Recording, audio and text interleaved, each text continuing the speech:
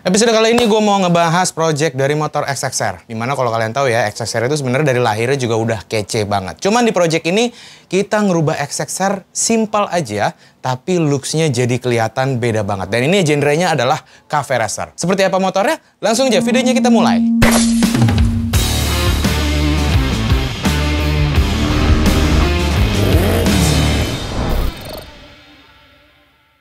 Balik lagi di channel Tank Katros, yoy.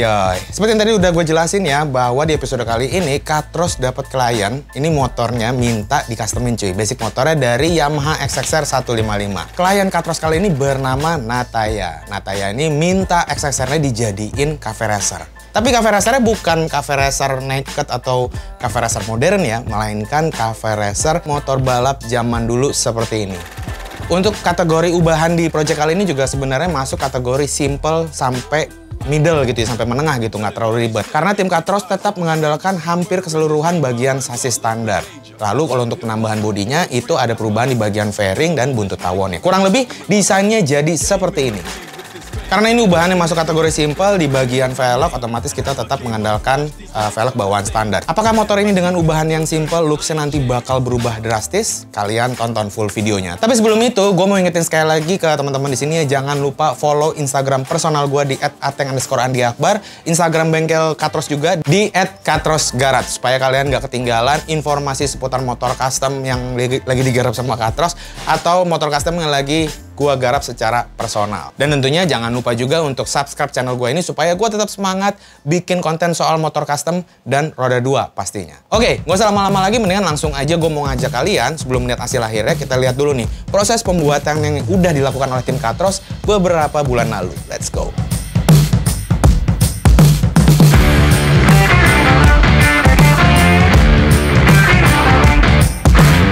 Oke, jadi step pertama yang dilakukan sama tim Katros ketika motornya datang ke Katros, itu udah pasti kita trondolin dulu body-bodinya cuy. Kita juga langsung ngeganti ban ukuran standar dengan ukuran yang lebih besar, supaya lebih menunjang secara tampilan, jadi lebih keker dan lebih sporty.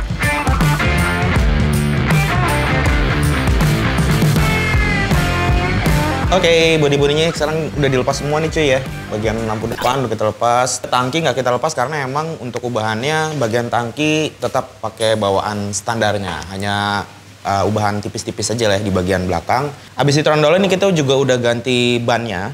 Sebenarnya untuk velg kami tetap pakai standar, cuman untuk bannya ini kita pakai satu step ukurannya yang lebih besar. Dan sekarang kita mau lanjut ke step berikutnya, yaitu pembuatan buntut tawon.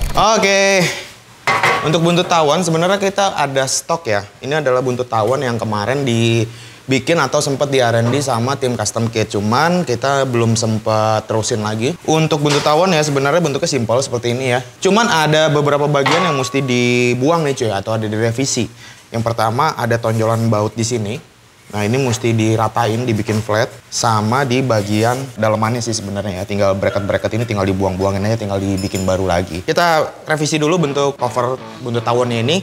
Habis itu kita lanjut untuk pasang di motornya.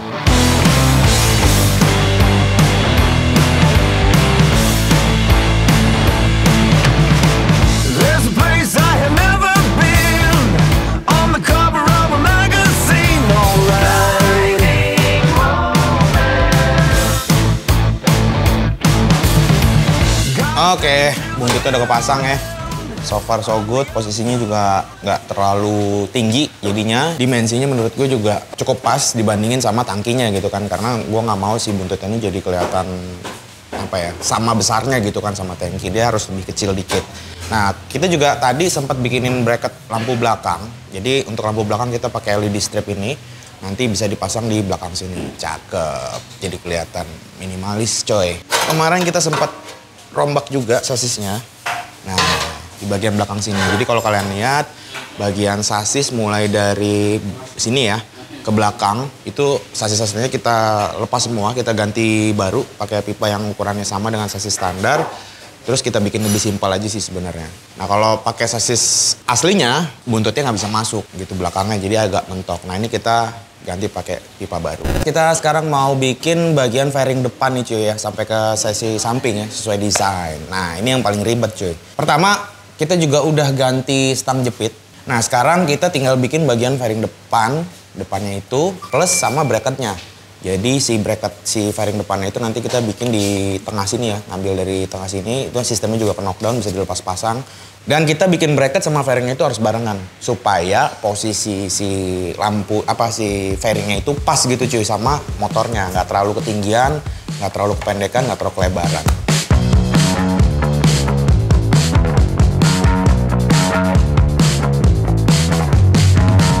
Bagian awal, kami buat fairing bagian depan dengan setup nantinya tetap memakai lampu depan bawaan standar.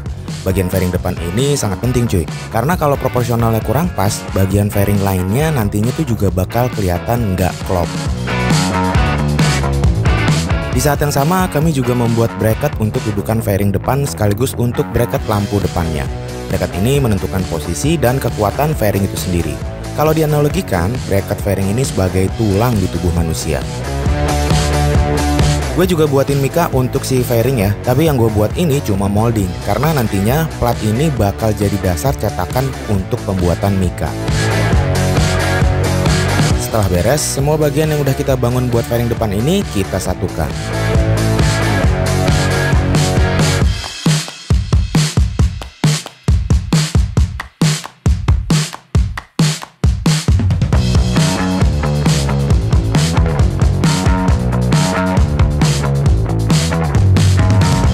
Oke, setelah berapa kali nyeting menyesuaikan bentuk si fairing ya, akhirnya jadi juga. Ini untuk bracket depannya, ini belum dirapiin semua sih, masih berantakan, jadi las-lasannya juga ntar dirapiin lagi. Dan fairing bagian depannya cuy.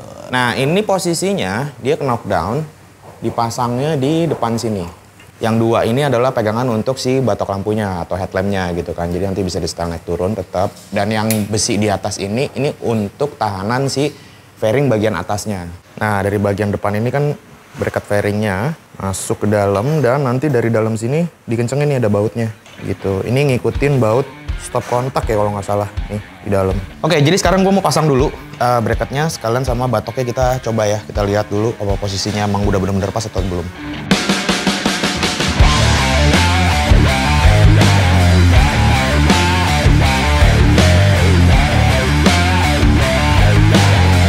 Oke, mantul. Fairing udah kepasang, kita masih banyak PR sih sebenarnya ya. Kita harus bikin fairing sampingnya dulu kiri kanan, tapi ya itu nggak sesulit si bagian batok cover headlamp ini ya. Karena kita tinggal nerusin aja ke bagian bawah gitu. Oke, lanjut.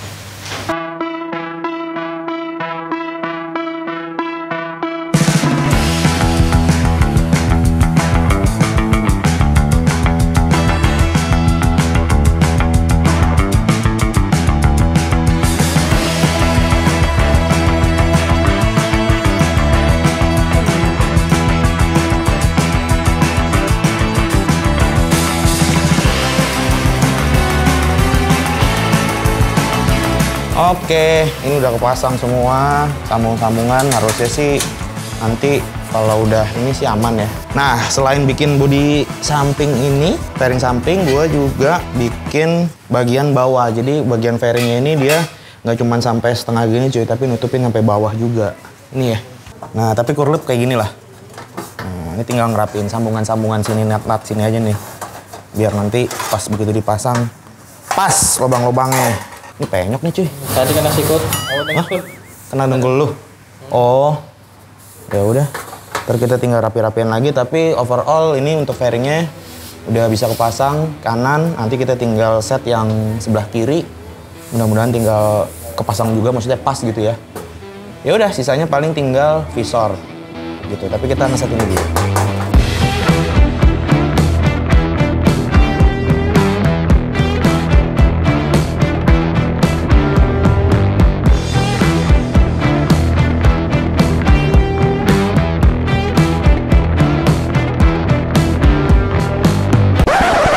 Kalau kalian pikir sampai saat ini semuanya berjalan baik-baik aja, kalian salah cuy. Sebab fairing yang udah kita pasang tadi, ternyata saat setangnya dipakai belok itu mentok cuy. Ya, update untuk project XXR ini ya. Jadi kemarin sebenarnya fairing udah kebentuk, cuman memang ada sedikit revisi di bagian fairingnya. Karena setelah gue lihat-lihat, dengan desain yang udah dibikin, ternyata bagian atas fairingnya itu terlalu rendah gitu cuy. Jadi harus disesuaikan lagi supaya agak tinggi gitu ya. Nah, ini bagian fairing ini cuy. Jadi kemarin itu bagian ininya tuh terlalu landai gitu ya. Nah, ini jadi terlalu sempit. Nanti buat si bagian stang ini nih. Nanti kalau dibelok-belokin jadi mentok kan. Nah, jadi kemarin kita revisi lagi ini. Makanya di depan sini nih ada belekan nih cuy.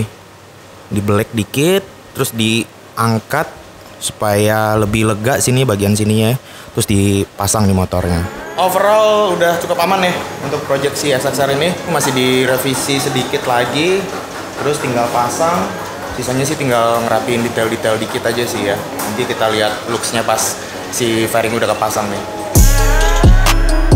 Selain itu di bagian samping fairing juga gue revisi nih.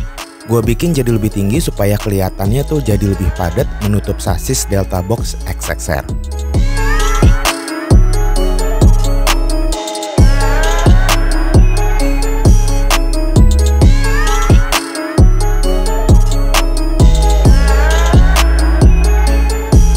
Nah, setelah bagian fairingnya itu direvisi, gue sih lebih pede ya sama fairing yang baru gitu cuy. Karena secara tampilan, fairing ini lebih proporsional, lebih oke gitu cuy. Nah, ini walaupun body-bodinya belum dicat, tapi kurang lebih tampilannya itu body-body yang baru jadi seperti ini.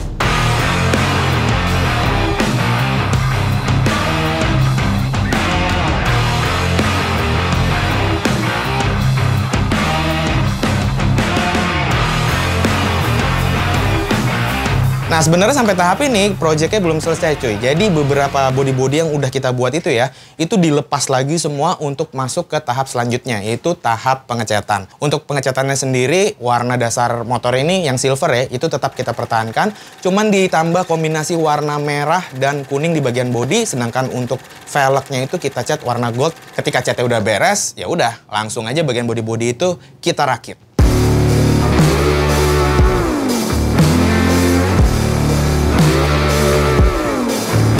Ya kurang lebih itulah proses pembuatan progresnya beberapa bulan lalu di motor XXR ini yang bisa gue ceritain ke kalian. Sebenarnya progresnya nggak terlalu ribet ya. Langsung aja lah. Sekarang kita lihat aja mendingan hasil akhirnya seperti apa project Yamaha XXR Cafe Racer ini. Langsung aja. Ini dia XXR 155 Cafe Racer by Katros Garage.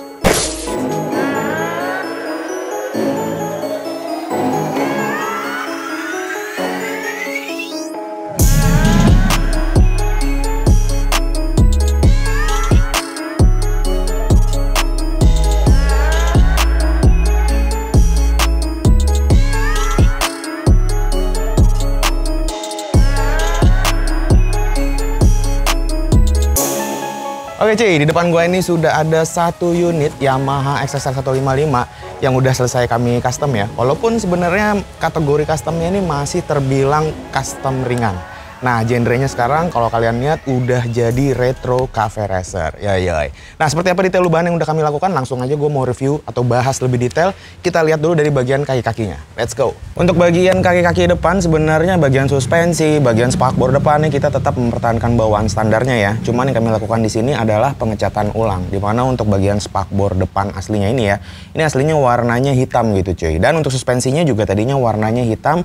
Di sini kita repaint lagi menjadi warna gold yang serasi dengan bagian velgnya. Ini velgnya tetap standar, cuman kita cat gold juga. Nah, untuk ban bawaan standar jelas di sini udah kita ganti. Sekarang udah pakai ban dari merek Pirelli, ukurannya ini 120/70, dimana ukuran itu lebih besar satu step ya. Yang tadinya itu 110, sekarang jadi pakai 120. Sedangkan untuk bagian belakang sama ya, velg juga masih tetap standar, swing arm standar, shock breaker standar. Cuma untuk bannya kita ganti. Di sini gua pakai IRC RX02R. Ukurannya itu 150/70 ring 17. Ini lagi-lagi kita upsize dari ukuran standarnya yang cuma 140 ya. Yang sekarang ini jadi lebih lebar cuy.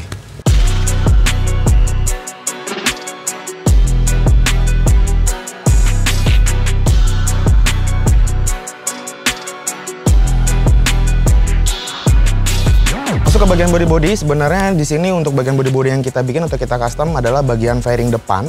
Terus mikanya ini juga kita bikin custom ya. Dan bagian buntut belakang atau si buntut tawonnya. Untuk bagian tangki, lalu bodi samping, spakbor depan itu masih tetap bawaan standarnya. Untuk bagian bodi-bodi customnya ya, yang fairing sama buntut tawon itu kita bikin pakai bahan plat galvanis yang tebalnya 1,2 mm.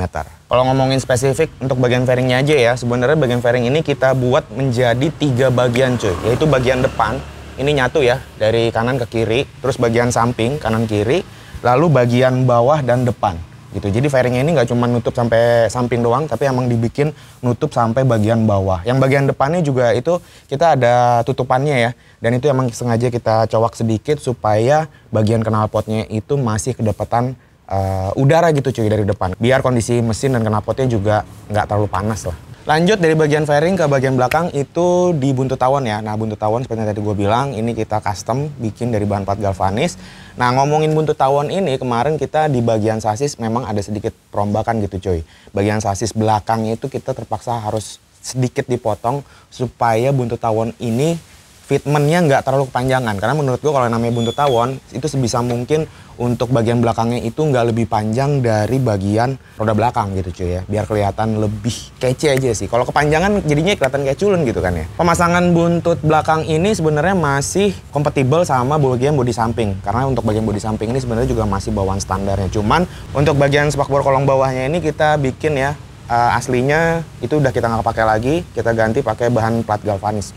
Untuk bagian jok ini karena udah pakai buntut tawon ya, jadi otomatis motor ini udah single seater alias nggak bisa boncengan. Dan untuk material joknya sendiri ini sengaja emang kita bikin tipis. Ini gue pakai kulit sintetis dan pakai dua tekstur juga. Ini tekstur yang pertama ada yang motif kayak bolong-bolong gitu ya, dan tekstur yang kedua ada yang polos gitu cuy, supaya nambah aksen aja sih.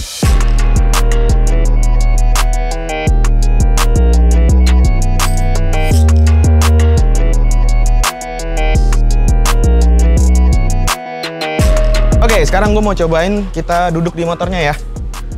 Ini mumpung lagi di standar pedok juga, jadi masih bisa dirasain. Ya, karena ini ala-ala cafe racer, jadi otomatis posisi berkendaranya atau riding style-nya itu udah nunduk gitu ya, ala-ala motorsport. Aslinya XSR kan dia tegak gitu ya, stangnya ada di atas. Ini kita pakai stang clip on, dan untuk panel instrumennya itu kita juga masih tetap pakai bawaan standarnya karena gue pengen semua fitur-fiturnya itu masih tetap seperti motor standarnya. Cuman di sini posisinya kita rubah karena emang udah ada fairingnya. Jadi posisi panel instrumen itu kita taruh di depan gitu cuy ya. Posisinya diem. Kalau yang awalnya kan ikut belok sama stang. Karena ini cafe racer, sebenarnya kalau kalian lihat ya di posisi kaki itu ada step boncengan. Ini sebenarnya full step belakang bisa aja dilepas, cuman ini belum sempat kita lepas. Untuk grip gas, bawaan standarnya kita udah nggak pakai lagi, diganti pakai punya Katros Garage, grip gas ribet. Dan spionnya ini kita ganti yang model bar end cuy. Harus gue akui salah satu yang bikin motor ini menarik ya adalah perpaduan warnanya yang menurut gue sedikit cerah gitu kelihatan. Bukan sedikit cerah sih, emang kelihatan kayak berwarna-warni gitu ya. Nah di motor ini warna dasarnya kita tetap mempertahankan warna silver karena emang di STNK warnanya silver. Cuman di sini silvernya kita ganti. Kalau aslinya standarnya itu kan dia agak-agak matte gitu ya. Nah ini kita ganti silver sparkling. Selain warna silver di sini kita juga pilih perpaduan warna merah. Nah merahnya ini request dari customernya. Merahnya sebenarnya red Ferrari sih ya. Gua nggak nyari yang agak beda, tapi kita ngambil dari sampel yang udah ada.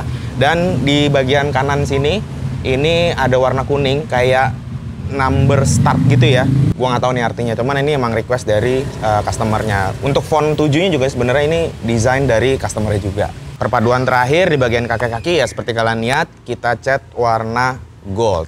Oh iya, ada satu lagi cuy. Ini detail-detail ornamen tambahan sih sebenarnya ya. Di bagian atas tangki ini juga ada emblem. Ini request dari customernya juga minta dibikinin emblem buat anaknya ya. Apa nama yang punya lah. Jadi kayak special edition gitu ya di bagian atas tangkinya. Dan untuk di bagian tangkinya sendiri nih aslinya dia nggak ada logo Yamaha-nya cuy. Cuma ada tulisan nih kalau bawaan SXR. Nah itu kita ganti, kita pasangin emblem atau logo Yamaha di samping tangki.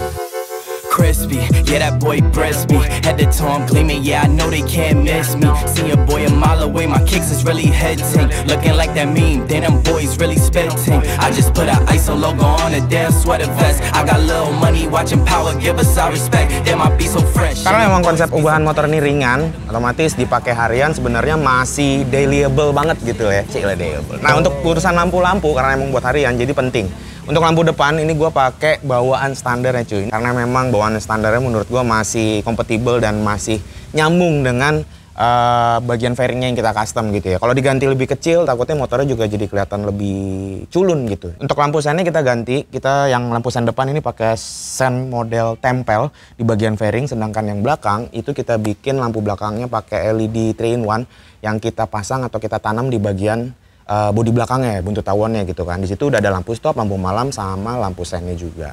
Bagian terakhir yaitu knalpot nih cuy. Nah untuk bagian knalpot sebenarnya ini bukan knalpot custom, total custom ya, tapi ini sebenarnya produk aftermarket. Ini request dari customer juga, model knalpotnya tuh ala-ala underbelly gitu ya. Cocok-cocok aja sih kalau menurut gue ya, walaupun sebenarnya desain bodinya tuh agak-agak retro gitu ya. Bahannya sendiri nih pakai bahan stainless, jadi udah anti karat sampai ke bagian pipanya juga. Dan dimensinya ya namanya juga underbelly, jadi nggak terlalu panjang sampai ke belakang, dia pendek aja sampai di tengah motor gitu. Seperti apa suaranya? Langsung kita coba nyalain ya.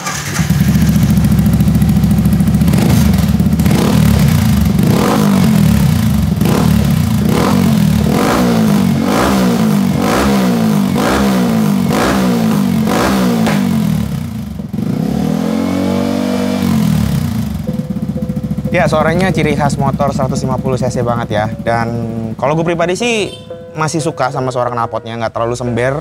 Masih cukup aman juga, nggak terlalu ganggu juga gitu, dan kalau dipakai ngebut baru suaranya tuh keluar gitu.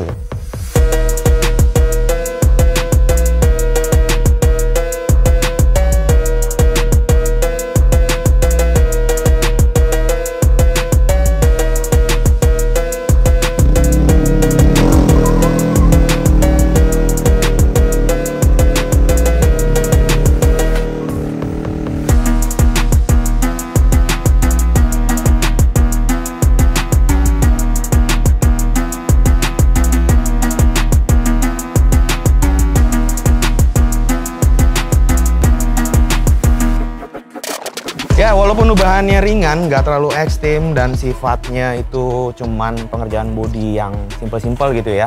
Tapi gue senang banget kerjain project ini karena secara looks, walaupun bahannya simple, tapi kelihatan perubahannya itu cukup drastis. Dan konsepnya sendiri menurut gue unik. Motor modern dikawinin dengan motor balap zaman dulu. Pesan gue di video kali ini adalah sebenarnya motor, kalau kita ngomongin motor custom ya, nggak melulu soal ubahan yang ekstrim, nggak melulu soal potong sasis yang ekstrim atau bikin sasis. Sebenarnya namanya motor custom, kalau konsep yang memang udah matang, walaupun ubahannya ringan, motor kalian tetap kelihatan kece maksimal. Di kesempatan kali ini gue juga mau ngucapin terima kasih kepada Nataya yang udah mempercayakan custom motornya di Katros Garage. Sekaligus gue mau ngucapin selamat ulang tahun. Semoga panjang umur dan motor ini bisa jadi hadiah yang istimewa. Gue berharap sih gitu ya, bisa diterima dan menjadi satu hal yang istimewa di ulang tahun Nataya. Oke, gue rasa udah cukup untuk episode kali ini. Semoga episode kali ini bermanfaat buat kalian semua. Kalau kalian punya pertanyaan seputar motor XSR ini atau project-project Katros yang lain, silakan tulis di kolom komen. Sementara itu, videonya langsung aja gue tutup seperti biasa. Gue Ateng cabut.